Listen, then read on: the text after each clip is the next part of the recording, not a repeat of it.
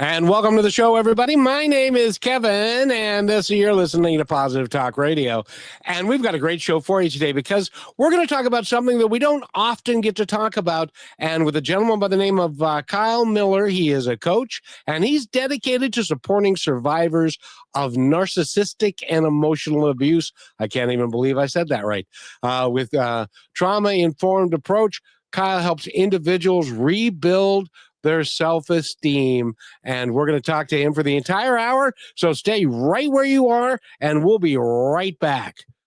There is a moment in every life when you decide to rise, to stand taller than your fear, to speak louder than your doubt, to chase the vision that sets your soul on fire. This is that moment, and here we walk it together with stories that awaken, voices that inspire, and truths that set you free. This is Positive Talk with Kevin McDonald, where hope has a voice, and that voice is yours. And welcome to the show, everybody. My name is Kevin, and we've got a great guest for you today. But you knew that because I said that at the top of the show. Kyle Miller is with us, and he is a life coach, and he helps people regain their self-esteem. And correct me if I'm wrong in any of this, Kyle. Reconnect with their self-esteem because of the things that other people have said to us, or in some cases, done to us. Is that a fair description, young man? Yeah, absolutely. Yep. And I'm excited about having you here because emotional abuse is, we talk about sexual abuse and we talk about physical abuse, but I think, and correct me if I'm wrong, but I think emotional abuse can be as devastating or more than something that's right out there with like physical or sexual abuse. What do you think? Yeah, absolutely. It's one of the hardest things to really first become actually aware of, and then the healing is so hard because it's not easy to make sense of, and it's very hard for us to work through mentally, emotionally, anything that we can't really quite make sense of. And so until we understand, what has happened to us, what went on, then it's really, really hard to work through. In the work that you do a lot of people say, well, Kyle, my dad and I, we didn't get along, or my mom and I, or whatever it was, or a friend. And they say, well, it's just because I'm not very smart, or I'm not very good, and they take it upon themselves. And by doing that, validating the opinion of what the other person is saying about them, when that may not even be true. Yeah. At a certain point, and most of the people that come to me, they have been with a partner, either married or long-term relation, or even shorter relationships. And so usually we get that stuff worked through, and then we start working back to parents and siblings and all of those things. But yeah, most of the people that come and talk to me are very concerned that they are the narcissist themselves, and they have dysfunctional patterns. So yeah. And we oftentimes, and I have a piece in here, one of them, that says that oftentimes we blame ourselves for stuff that we had no control over.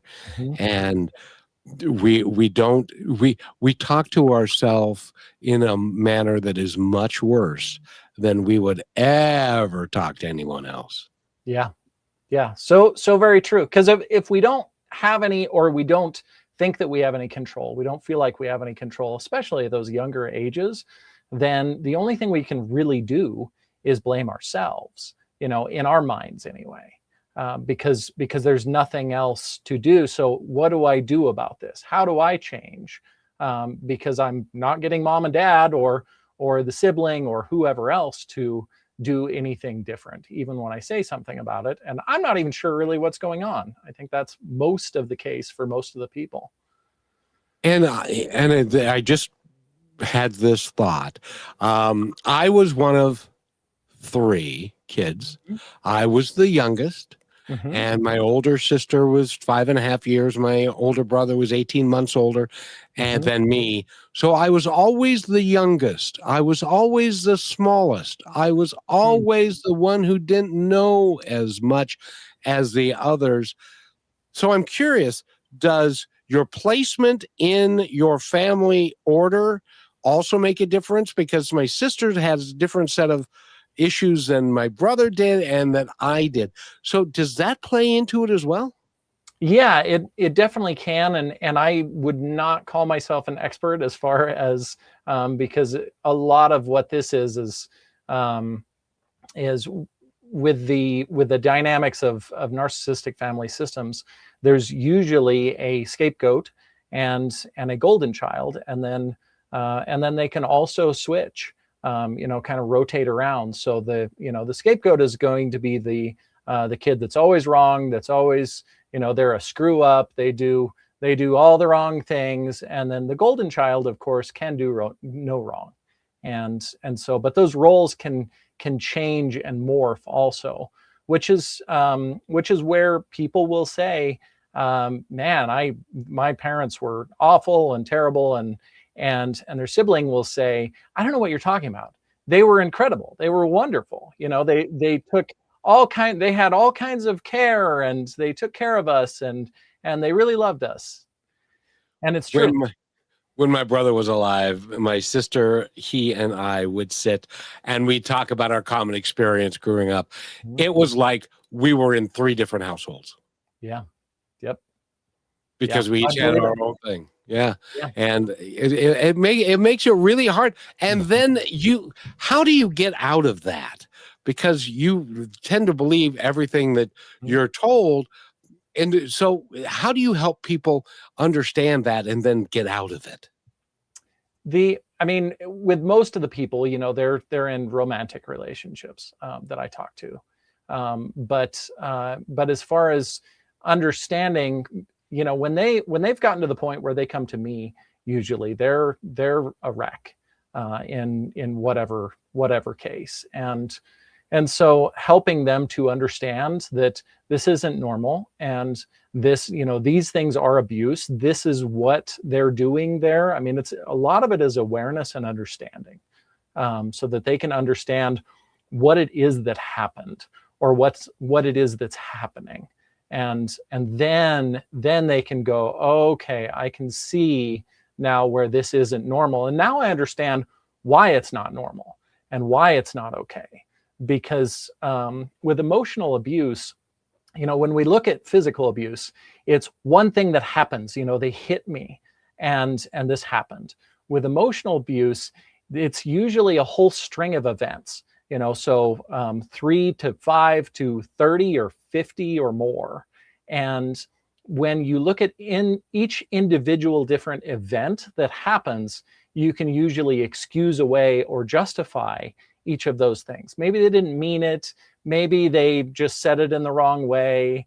Maybe it was a misunderstanding. All of those things that people say. But when you string together all of those different events, that's what the abuse looks like with emotional abuse and with narcissistic abuse as well. So I'm willing to bet that there are people that come to you that have no idea that they have been emotionally abused until you go over their entire Mhm. history with them. And then have you ever considered that you, I imagine that conversation happens. Yeah, yeah, and there's a lot of people that I talk to that aren't necessarily seeking help, and when I talk about some of the different situations or experiences that I've had, or types of abuse, or any of those things, it's like the lights turn on, and they go, "Oh my gosh, I think." I think I may have been in an abusive relationship, or I am in an abusive relationship. So, There are so many of us that get into an abuse. I wish that there was like a college course that you had to take about relationships. Wouldn't that be nice? yeah. Yeah, about healthy relationships and what they do not look like. And because most of us, I know I didn't. I ended up being married to my mother. I had no idea when we first got married that she was going to end up like that, but she ended Yeah. up being the exact so I didn't really understand that until Yeah. after the fact, after it was over. Yeah. Well, and that's, for so many of us, that's normal. All of this seems normal. I don't know. This is the way people treat each other. This is just what happens in relationships. I mean, of course we don't talk about anything, and then we get shamed and blamed, and it's different. I was about to say it's worse as guys, but it's different as guys than it is for women. I don't think one is worse than the other. They just look different in abusive relationships. And so, but it's harder because the guys shut down a lot, and they don't necessarily, we're not talking about emotions all the time as guys. And if we are, then we're the weird ones, like I am. and so it's harder. He's the sensitive type. Yeah, I'm sensitive for sure. Well, but and the interesting thing, Rochelle, who's out sick today, but she'll tell you that those type of men, once women get through the early part, when they're after the unattainable, really hunky kind of guy, they end up wanting to have somebody who they can talk to, who's sensitive and that kind of thing. Yeah. Yeah, absolutely. Yeah, as we become healthier, we look for healthier people, and boy, what a difference that makes. Yes, indeed. So I got to ask you, how did this all start for you, young men? Well, I guess originally I drove truck for a long time, 16 years or so, and studied personal development for over 20 years now, and I wanted something different. I wanted to do something other than be a truck driver for the rest of my life. And through that period of time, I was in an abusive relationship for about 14 years. And so, got out of that relationship and had to go through all kinds of work to actually get help. And what I refer to it as mental gymnastics, in order to get help and support from the people who I was going to for help and support. So a lot of them, that one of the regular things was, I'm sure this is just a misunderstanding, and you just need to go talk to your wife. And I pushed back on that and said, if I was a woman in here telling you that my husband was abusing me, would you tell me that that it's probably just a misunderstanding and I just need to go talk to my husband? And I asked them that point blank, and they said, they basically avoided the question. But what I've later come to find out is actually, in fact, a lot of people, and I'm not, isn't blanket on everybody, but I have heard so many women and men tell me that that's what their therapist or counselor or other support agencies and people, they have all heard very similar things, that this is just a misunderstanding and they just need to go have a conversation.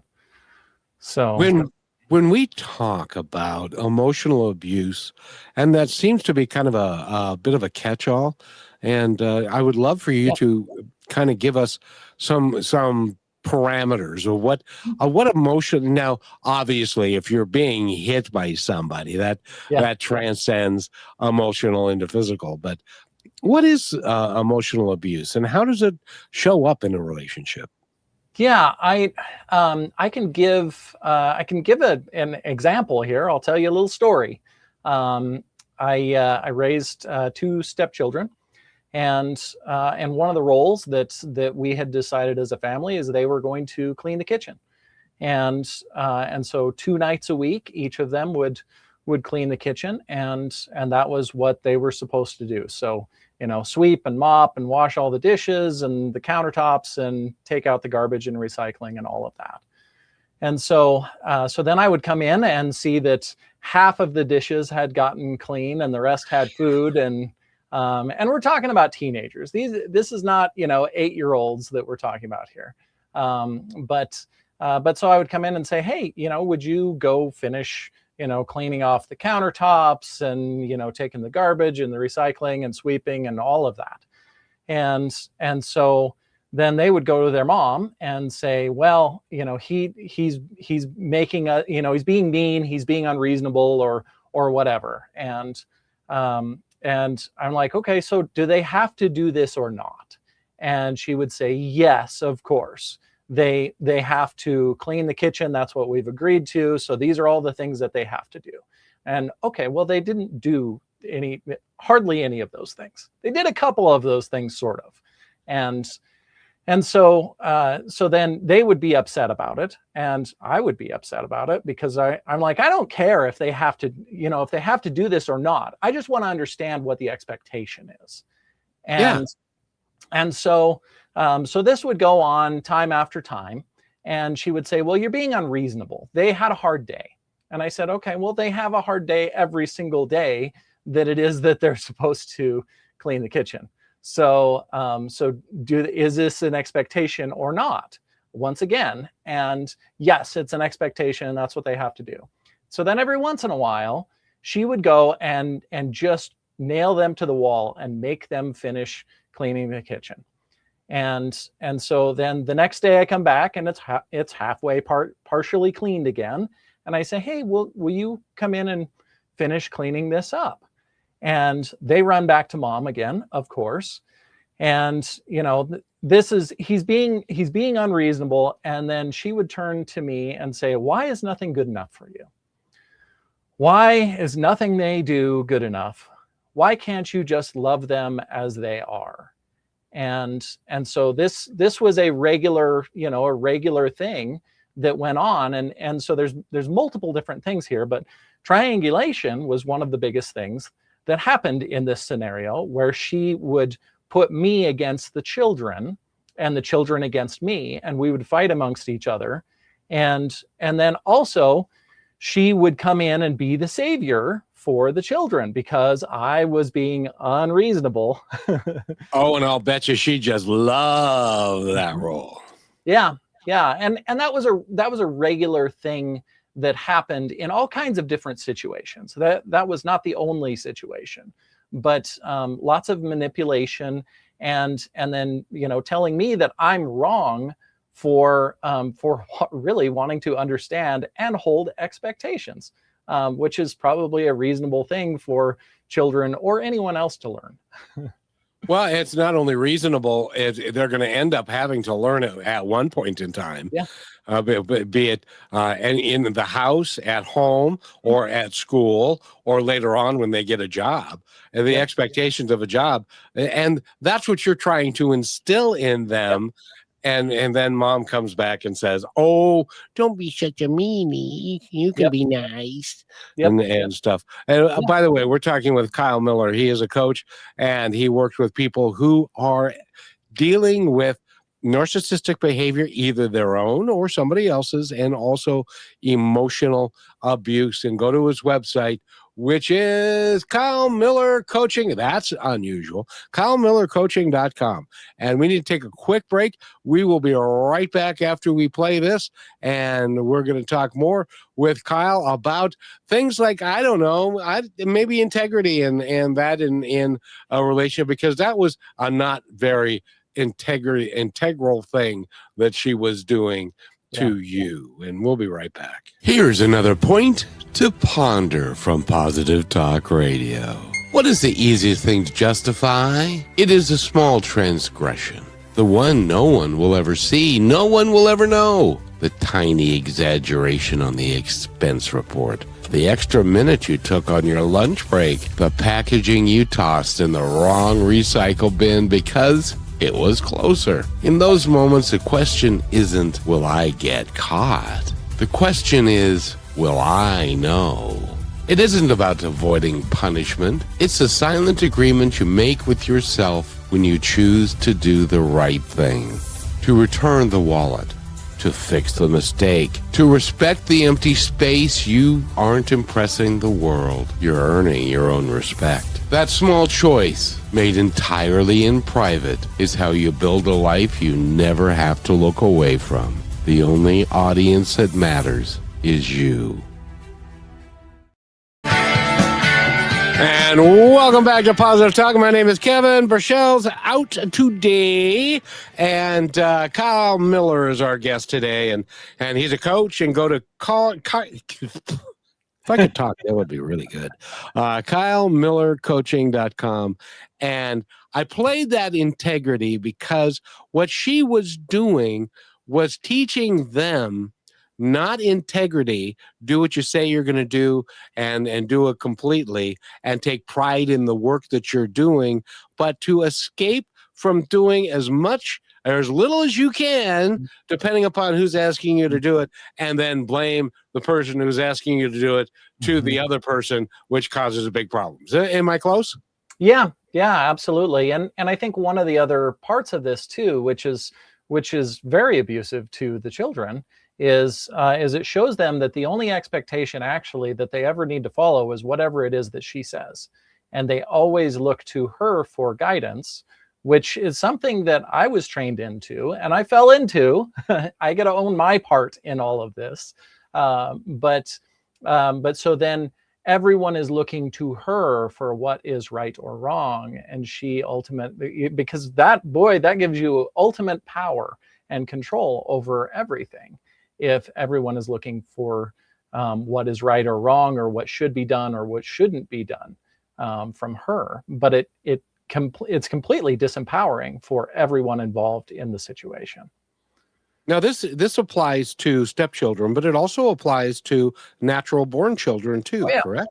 Yeah, absolutely. Yeah, it's the same thing. You should be on the same front with your partner or spouse or boyfriend, girlfriend, whatever the situation is.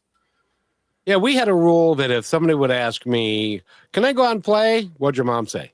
And because sometimes kids are not stupid. Sometimes they figure out that if I don't get the answer that I want from one, I'll go to the other. And then if I'll get that answer, then one that's better, they'll take that answer. And then when the other one comes back and says, "I told you couldn't go out and play," well, Dad said I could. And then that creates problems too, doesn't it? Yep, absolutely. Yeah, it's not a healthy thing. And I think for anybody that has kids, relationships, for you to make sure that you're both on the same page, and then also to reinforce and enforce, if you go around this in this way and you go talk to the other parent, then you're going to be in really big trouble, because that's not ever okay. And we will find out because we talk to each other. Unless they don't, which is what I had to deal with too. Yep. Yeah, a lot of people unfortunately have to deal with that too. And I would love your advice on this, because in my situation, my former wife and her parents, they only talked about superficial things. They didn't talk about anything deeply. They didn't have deep discussions about stuff. And if they had a disagreement and they went to bed angry, they would wake up in the morning and it was never discussed again. Is that normal? That is most definitely not. Well, it may be normal. That is not healthy. I think there are a lot of situations, relationships that are that way. And that is normal for those situations. That is not healthy. And that's not a healthy way to be in relationships with other people. So whether or not it's normal or not, unfortunately. Well, and you just made me think back. And there was a time when my oldest son, got into trouble, and we were talking, and I was trying to get him to understand why he was in trouble, rather than what my parents did, was just say, "Go to your room." And then sooner or later, I would ask, and they'd say they'd have forgotten by then. But she passed by the room and said, "Would you just shut up?" That's not healthy either. No, that is definitely not. I think perhaps, depending on your relationship, if you have a really good relationship with someone, they can throw you a little flack like that. in a joking way, and you both understand that it is joking. It's just like you would give your buddies crap, locker room type of, but that is a very different thing. And that she wasn't joking. Yeah, I can tell you. So how do you help, especially when now? Do you do mostly singles or do you do a lot of couples too? I've done a little bit of couples, but mostly I work with individuals.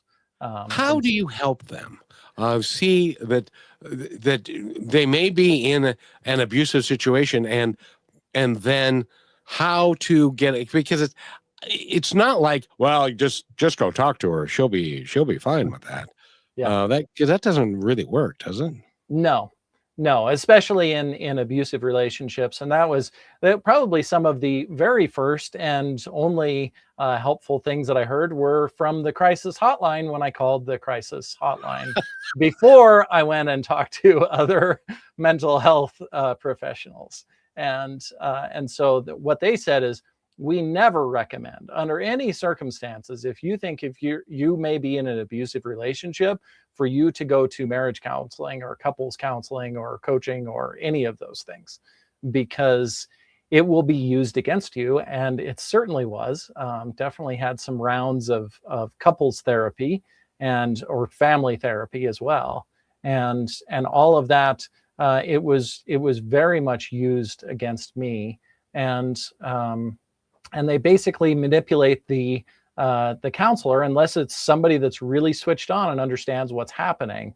They manipulate the counselor to enable them to abuse you even more and justify it using the counselor's words. And so yeah, for anybody that I work with, it's one of the things that I had to do when I went through counseling and coaching and all of the things that I did. I had to figure out how I could present to them what the struggle was that I was trying to work through, in a way so that they could help me work through it. Because I couldn't just show up and, we were talking about emotional abuse being multiple different things that happened, that you string them all together. In the example that I gave of the kids doing the dishes, if you look at one example there where I said, hey, you didn't finish the kitchen, there are all kinds of ways to justify and explain away and say, hey, were you being unreasonable? Did you not show them love in any other way? I mean, there's all of those things, right? If you look at that one single example, but when you string them all together, there becomes a trend and a pattern. And so when I got counseling and coaching, I had to very much figure out how I was going to present to the counselor or to the coach what it was that I was struggling with, in a way so that they would understand what the struggle was very simplistically, so that they could help me work through it. So you were coaching the coach or coaching the counselor on how to counsel you because they didn't get it. Yep. Yeah, absolutely. Yeah, it was and that's the mental gymnastics really that I had to go through in working through me helping myself to heal and work through. I would like to say that times are different, but I really think it depends upon the individual coach. Yeah. So I encourage everyone, when you're gonna go talk to a coach, to interview them and to see how they fit. And if you do any of that, I would suggest you go talk to Kyle Miller. That's what I would suggest you do, because we've talked on a number of occasions, and you're very gifted at what you do, and you're very empathetic, and you're very understanding. Yet you're firm too. Yeah. It's I don't want anyone to ever have to go through what I went through, and that's really one of the major reasons that I do what it is that I do. All of my clients, anyone that I ever talk to, they get to show up just as a mess. And that's okay. And I'll help them sort through the pieces and figure everything out. And, because really what it is that I do is I'm a personal empowerment coach. And for so many of us that have gone through abuse, it's very disempowering for us. and we don't know what to do, and we don't know how to work through it, and we don't know how to get out of it. And so being empowered yourself, that you get to actually take control of your life, that's a huge part. And that might mean that the relationship that you have isn't going to work. Yeah. You know, because at the end of the day, you can't make somebody else do something. You can only take care of it yourself, right? Yeah. And that goes for not just toxic relationships. That is, all kinds of dysfunctional patterns that all kinds of people have. One of the things that people look at is, well, if they're a narcissist, then they won't change. But if they're not a narcissist, then they can change. And I can tell you from so many different people that I've spoken to that most people are unwilling to change. And it's not a judgment on those people. And I understand it's very hard to change. So I have compassion for those people. But at the same time, if you're wanting things to change in your relationship and you've talked about it or tried to talk about it and it's not changing, the chances are they may be unwilling to change anything. Well, and why? And when we come back, I want you to delve deeply into this question. But why change when what I've been doing has been successful? I'm getting what I want, and so therefore, what's to change? I'm happy, and they don't look past the edge of their nose. So, Yep. And we're talking with Kyle Miller. Go to his website, which is kylemillercoaching.com. And when we come back, I want you to delve deeply into that, because I think that's a bit of a thing. Mm-hmm. So we will be right back right after this. And narcissistic behavior, it is insidious. And stuff. So we'll be right back. Stay with us, everybody. You're listening to Positive Talk Radio Network. We're on a mission to entertain, enlighten, empower, and educate through inspiring music, dynamic conversations, and yes, laughter. Join me, Kevin McDonald, and Brashal as we declare our freedom from hate, division, and fear, and celebrate a better way of living. Go to positivetalkradio.net to find out more. Here's another point to ponder by Positive Talk Radio. You know, the world doesn't need more noise. Everyone knows we have enough of that. What we need is more listening, because listening creates understanding. Listening builds bridges, and listening reminds people that they matter. Real progress happens when we slow down long enough to hear one another, not to fix, not to judge, just to understand someone else's point of view. When conversations are rooted in respect and humanity, they have the power to heal, inspire, and move people forward. That's our mission. That's why we're here. I hope you'll join us.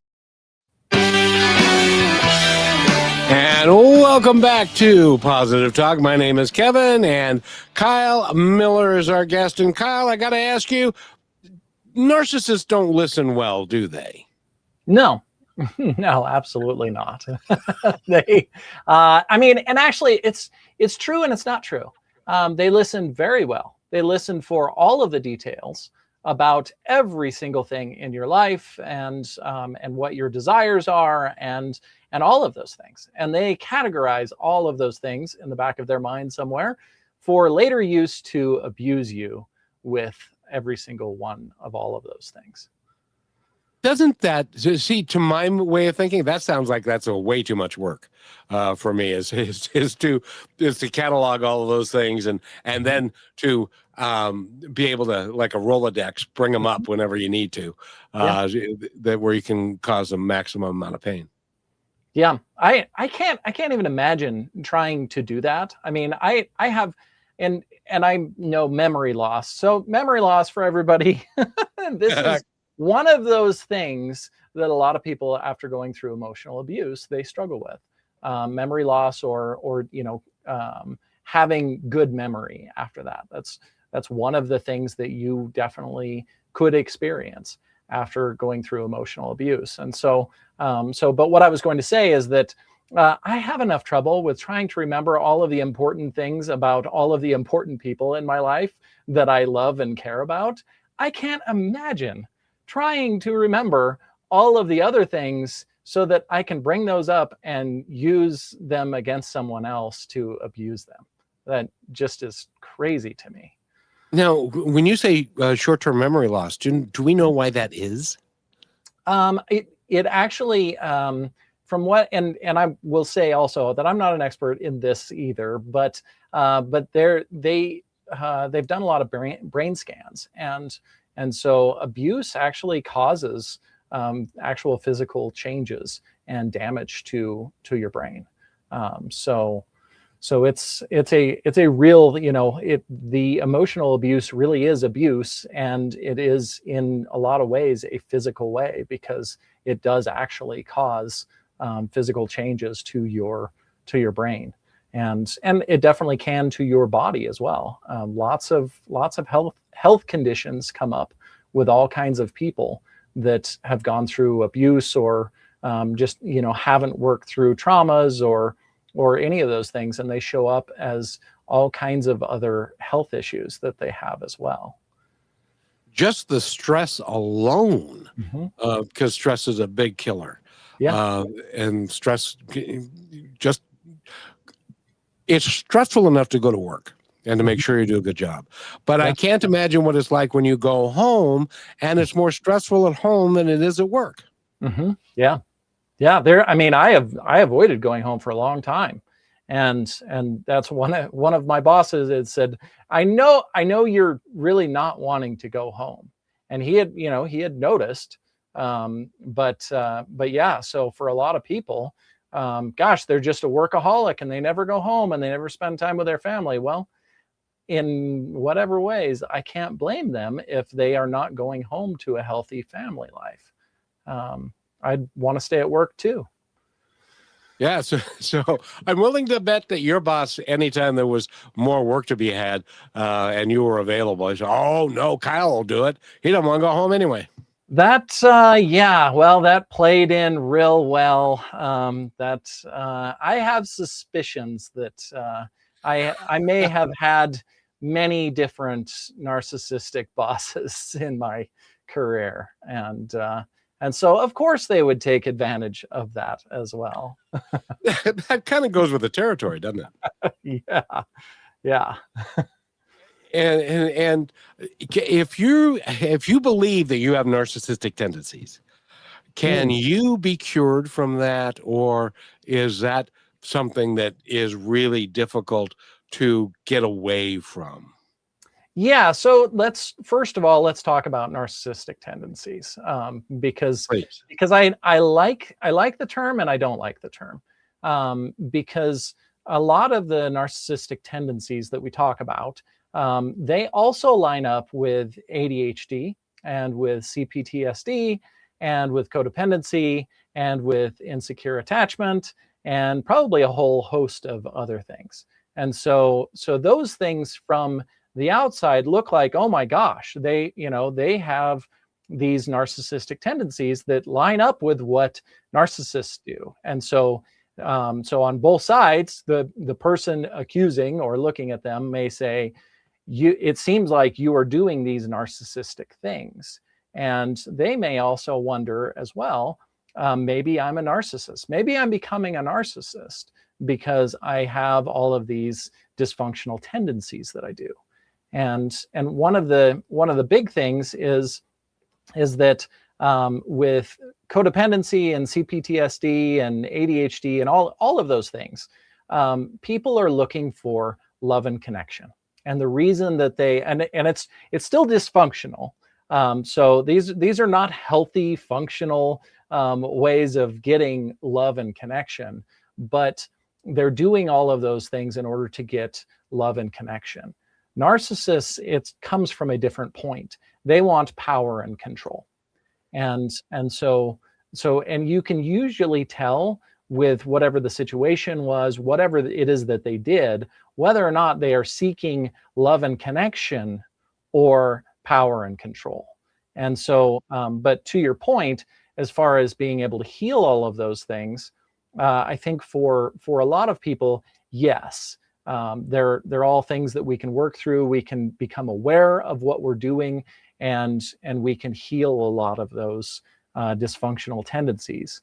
And I think it is possible for narcissists to do that as well. And I see some that are the self-aware narcissists. If anybody has seen any of those people, some of them are putting content out online. And I think for them, what I've heard from them is it's excruciatingly hard for them to go, okay, I know this is what I want to do. This is what I'm thinking I'm going to do, and I'm not going to do that. And one of the things I've talked about is, if you're a nice, a good, genuine, caring, loving person, and you just love other people, it would be very, very hard for you to decide, now I'm going to be mean and evil and vindictive and manipulative.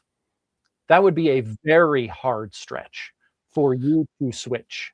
I couldn't do it. I couldn't do it. To me, that's way too much work.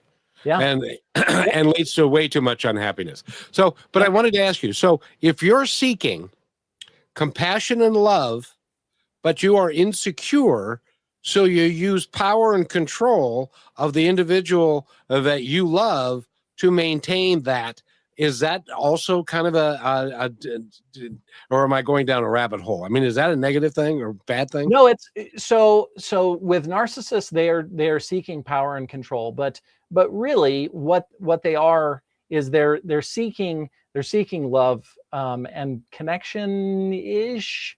I mean, it looks different for them, but I mean, they're going after getting their needs met is what they're doing. So I can have a little bit of compassion, a little bit, kind of, sort of, in that case. But for anyone else, codependent people, we will, and I say this as a former codependent person myself, we will do little shame things, little manipulations in order to try to seek control or seek connection and love from someone else. So we will we'll play guilt trips. We'll do things like that. I mean, some people will do shame and judgment in order to try and get the love and connection that we're seeking. So it kind of looks the same as the narcissistic behaviors. It's just that usually, for all of us, codependent or any of the other insecure attachment or anything else, we're not looking to control people. We just want love and connection. And so we're going about it in unhealthy ways, but most people don't realize, because a lot of that was normal in the relationships that they've had with their parents or with anyone else. This is just how you treat people, and this is how you get love and connection. And it doesn't make sense until you're unaware of what you're unaware of. And for most people, that is the case. And for some of these guys, they take devilish delight in taking control and even hurting people emotionally. Yeah, absolutely. Yeah, I have seen the glee or happiness when they can see they inflicted pain on you or someone else, and that is an unreal, for most normal, reasonable, healthy, loving people, that is not something that we do. When we figure out that we have harmed someone in whatever way that may be, then it is devastating for most of us. If we realize that we caused the harm, then that is a horrendous thing that we don't ever want to do to someone else. And then that doesn't go away. If you feel guilty because of your actions causing trouble for somebody else, that's one of those things that, in my opinion, when I'm at the pearly gates and I'm talking to St. Peter, he's going to say, remember that time that you did? And then I don't want to have that conversation. Yeah. Well, and that's why, one of the biggest things that I say is it's essential for us to forgive ourselves. And when some of the people look at that, it's like, forgive ourselves for what? We were in an abusive relationship. And yes, we were, but there's all kinds of things that will continually come up. Well, I could have done this different, or I was being, I wasn't being nice to them. I did this or I did that. There's lots of things that come up that we realize that we did in those relationships, and they were not healthy things. And what we were doing is we were fighting for survival in those relationships. But as we realize some of those different dysfunctional things that we did in those relationships, then forgiving ourselves, that's a huge piece of healing and being able to really move forward with your life. Because if you're carrying all of that you were a bad, terrible person and you did awful things and all of that, whatever it was that you did,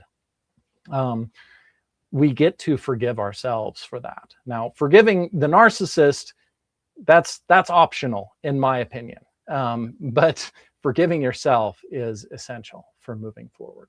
Well, in my opinion, you need to forgive yourself. That doesn't lessen the accountability of the other person. They're still accountable for what they did. Yeah. But all that means is that you're forgiving yourself so that you can move on and you love yourself and you're caring. And whatever happens to them, that's a whole different question, isn't it? Yeah.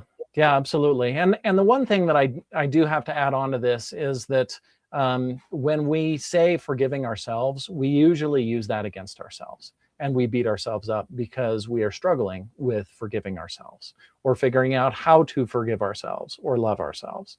And so this is a, many layers deep situation with most of us where we beat ourselves up for beating ourselves up. And so, yeah. Well, that kind of sucks. I was a terrible person. I'm not only terrible, I'm not going to forgive myself for being terrible. Yes. And that may that's a true no-win situation. Yeah. Yeah. And that's a lot of the situations so many people are in, whether or not they realize it or not. Because when we first start doing a little bit of work, we realize, oh my gosh, I want to change this. Oh, I haven't changed this. I'm still doing the same thing. I just did it again. I must be a terrible person. And a lot of these patterns, they may go all the way back to childhood. So, trying to unravel this whole thing and then all the way beating ourselves up and shaming and judging ourselves because we haven't changed it, or we haven't fixed it all, or we don't love ourselves yet, or any of those things that we go through. And it's pretty across the board for everyone that goes through this. And by the way, we're talking with Kyle Miller, and I got to tell you, Kyle, you're not going to run out of work anytime soon, because especially in this country, we got a lot of folks who need a lot of help. And go to his website, which is kylemillercoaching.com, and find out all about him. I asked him before we began if he's got a book out, and he doesn't yet, but he will because he needs to, because what he's doing is really, really, really, really important, don't you think? Absolutely. Yeah. The book's on the list. I don't know when I will get to it, but at a certain point, I'll have somebody help me go through all of the different content that I've put out and start piecing the book together for sure. Well, there you go. Just put out a book of content, and call it the Kyle Miller Book of Content, and you'll be fine. Probably have AI put all that together for me. Yep, that'll take all of 3 seconds and stuff, because but I got to tell you, and if anybody wants to go look at AI to try and solve these problems, AI won't get it. This is a very human thing. It's like I'm sure you've heard this a million times. It's like peeling an onion. It is. Yeah. You peel the outside, and that exposes a new layer of something else that then you have to address. So, but the whole goal is for us to live our best lives, right? Yeah. Yeah. And that's really, it doesn't have anything to do with healing. I talk about healing a lot, and it almost has nothing to do with healing. We don't want to heal so that we feel a little bit better. We want to heal so that we can move forward, so that we can not only build and live a life that we truly love, but also be able to embrace all of the joy and, abundance and fun and love and connections. Because if we're fighting for survival, when we get into a healthy relationship, we will still be fighting in a very similar way that we were in the abusive relationships. And that's why we heal. And it's important to heal so that you don't go and date the same guy in a different suit. Yep.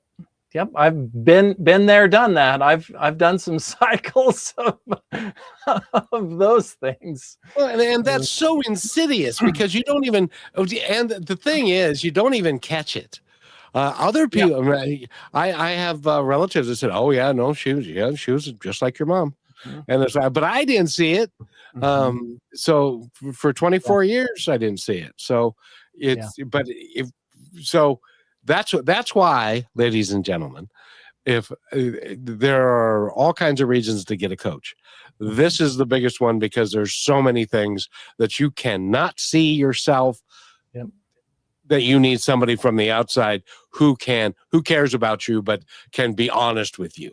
And that would be true, wouldn't it? Yeah, absolutely. And I think to add to that, finding somebody that, because the hardest part of my job is not, bringing the awareness up and talking about all the different things and helping people to understand what they went through and working through those things.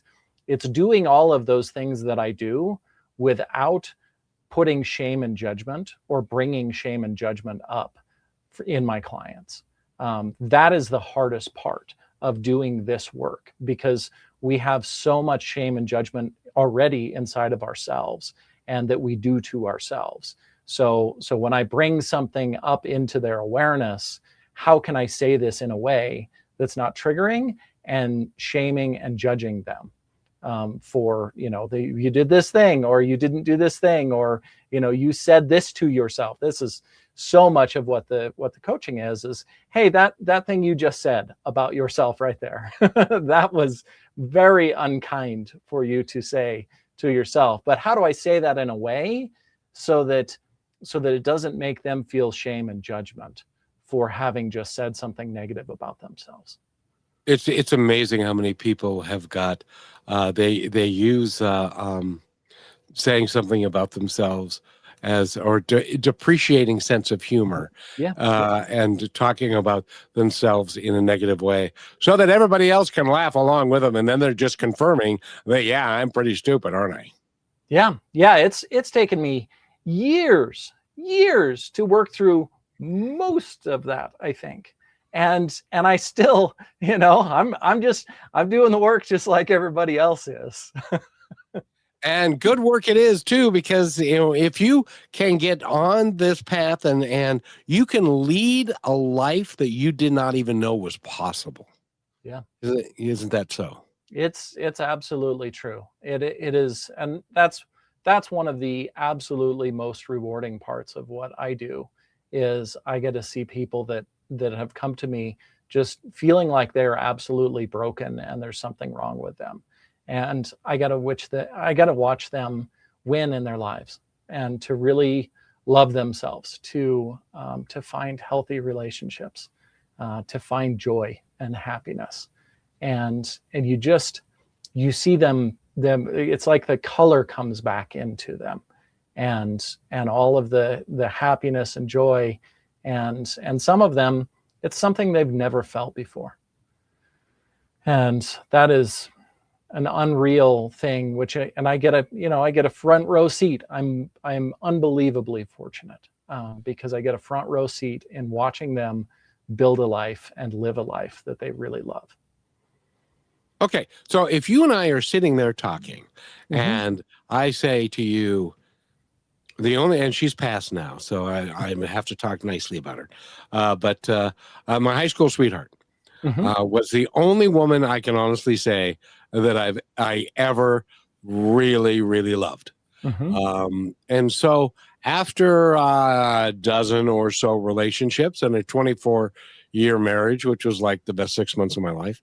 I have since decided that I'm not good at relationships, so I think I'll just make friendships rather than romantic relationships. And is that normal, or have I been torched so much that I just choose not to be torched anymore? That's a pretty normal thing for a lot of people, and I'm just not gonna go down that road. I'm not gonna do this. I'll just opt out. I'm not gonna date. I have a broken picker, and I don't know how to fix that. So I'm just going to opt out and avoid relationships, and I think that that's totally fine. And because that's, like, I think a lot of people think because I'm a life coach, I'm going to give you advice and tell you what to do with your life. And that's probably almost the complete opposite of what I actually do.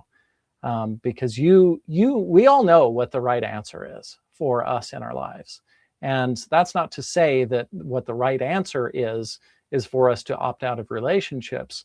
But if we are in that situation feeling that way, then our nervous system, our internal guidance system is telling us something. And so I think to honor that, and then also, do some work around, having a better relationship first with ourselves, which then allows us to then find healthier people, because ultimately we want healthier relationships. It's not most of the people that tell me that. It's not that they don't want a romantic relationship or a relationship with someone. They just don't want an unhealthy relationship, and they're not willing to take the risk, make the gamble of finding someone else that's unhealthy or abusive again. And that's it's a reasonable thing for us to feel if we've continued to fall into those relationships, for us to go, I'm going to opt out of this, and I'm not going to go get into another relationship. But that is when I think, for anyone in that situation, that's when you dive in and you start doing the work in order to really work on forgiving yourself and learning how to love yourself. And from that point, then you start finding healthier relationships, which ultimately then leads to a healthy romantic relationship. It is so weird that, and I see this all the time. Tell me if this is your experience as well.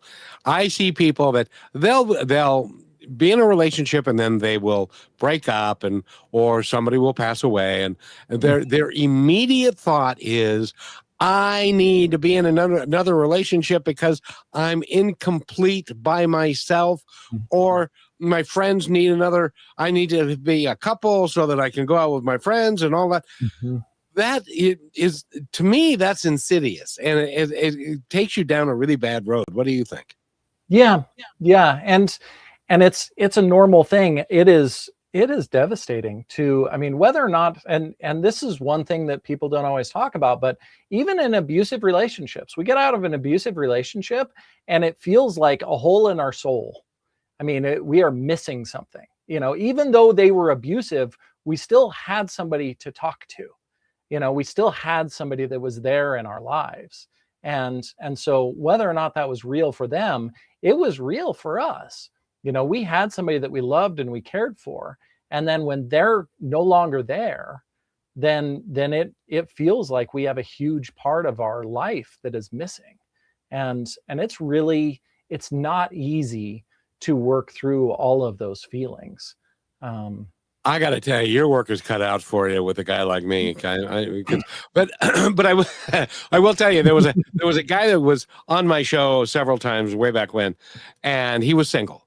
He was in his 50s, and he wanted a relationship, but he couldn't find one. And so he found one finally, and then I got to meet her, and it was like, why did you pick her? Because she was mean to him. And it was like, so you're sacrificing whatever it is you think you need, and so that, and you're going to deal with a mean person. I would, it's like I would throw up my hands and say, no thanks, I got enough mean people in my life. I don't need another one. And I like myself too much. So but some people are like that. It drives me crazy.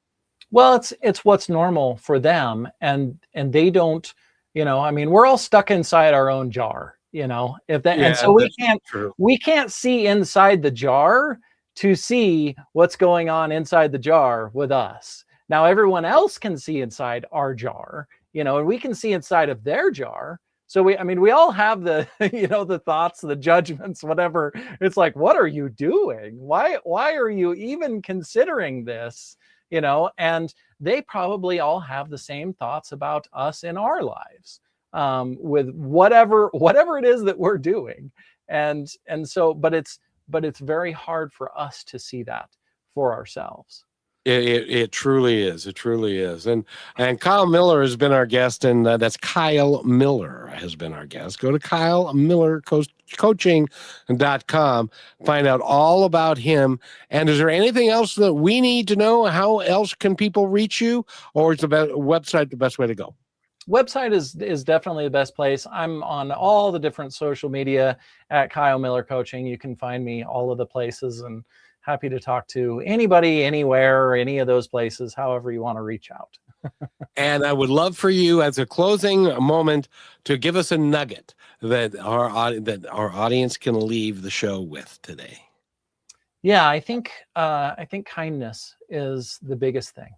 And that's, awareness is essential for all of these things, but we're going to beat ourselves up. And we're going to beat ourselves up for beating ourselves up, and being kind to ourselves along the way. And I think a lot of what this looks like is, it's like getting a hug from a friend, and you have to allow them to hug you. And so you allow yourself to be kind to yourself in the same way that you would allow someone that you love to hug you. It's not something you can force. It's something that you allow. And that's what most of the healing looks like: loving yourself, forgiving yourself, all of those things. It's an allowing process.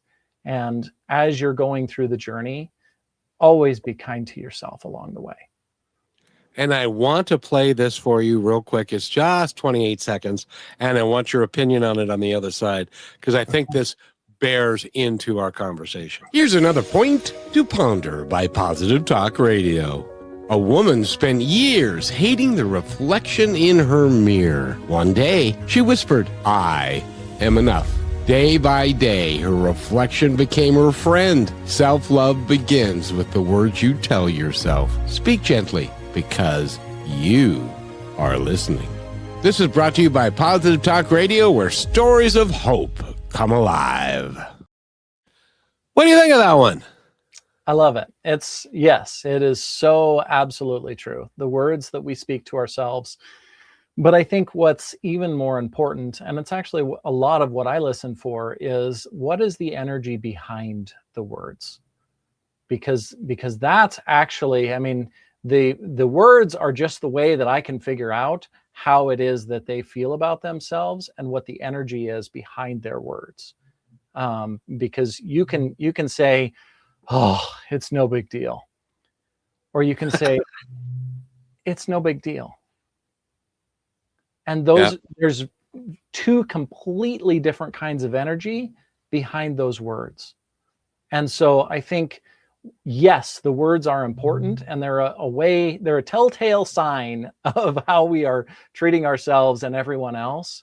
But I think also to be careful, because it's another one of those subtle little ways that we can still beat ourselves up, even though we're trying to learn how to speak nicely to ourselves.